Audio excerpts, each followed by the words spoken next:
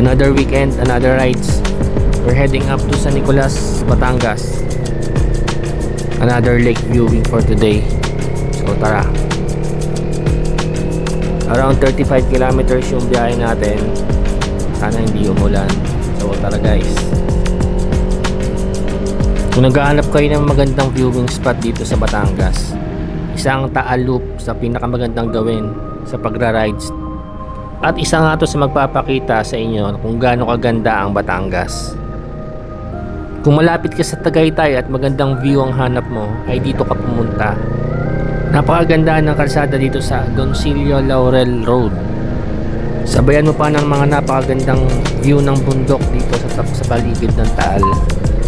May nadaanan akong bagong kalsada dito sa Agoncillo, San Nicolas Road.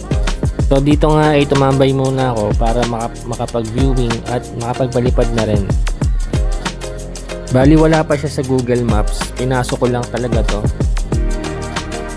Nung nandito nga ako ay talaga namangha ako sa ganda ng lugar na to. Kung magtatanong ka kung pwedeng mamingwit dito ng isda, ay pwede po. May mga nakita po ako namimingwit sa gilid. Let's roam the sky.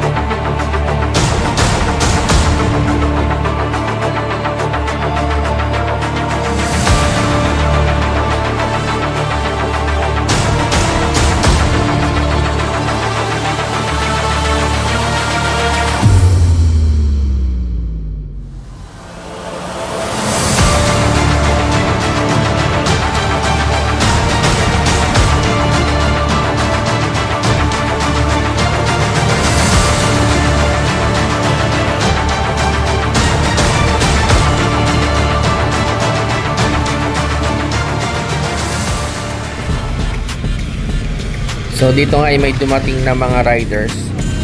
So shoutout sa inyo kung sino man kayo. At ayun na nga, umalis na sila.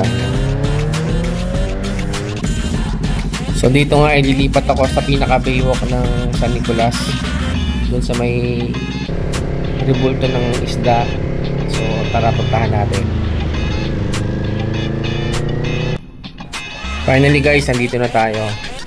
So napakaganda dito. Ito nga pala yung isdang Maliputo. So every August 9 yung kanilang commemoration ng kanilang festival dito. Ang highlight ng kanilang festival ay cooking contest, kung saan nasa-showcase yung iba't ibang dishes na gawa sa isdang Maliputo. Napakaganda dito guys kung mamamasyal kayo. Bali itong baywalk nila is located at Barangay Poblacion, San Nicolas, Batangas. So sa mga riders yan, Google Map nyo na lang or Waze, mas madali siyang mahanap. So tara, libutin natin ang taas nitong area nila. Let's go!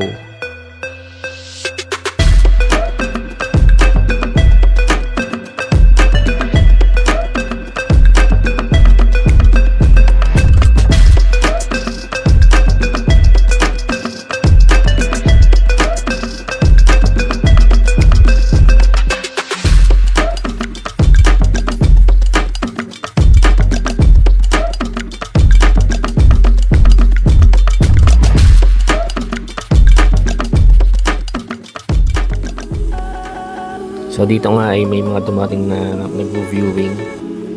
Tara, maglakad-lakad muna tayo. May mga nangingisda dun guys, check natin.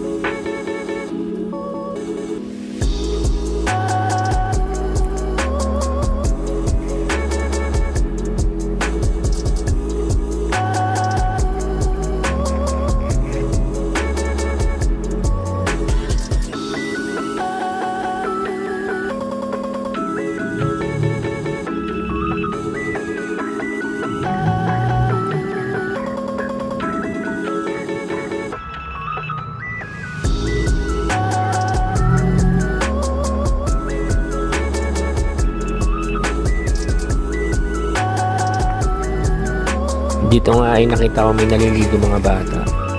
So sabi nila pwede naman daw maligo dito at saka malinis naman. Dito nga ay uwi na tayo. Salamat po sa lahat ng mga nakaabot sa last part ng video. Ingat po tayo at thank you ulit. See you next weekend.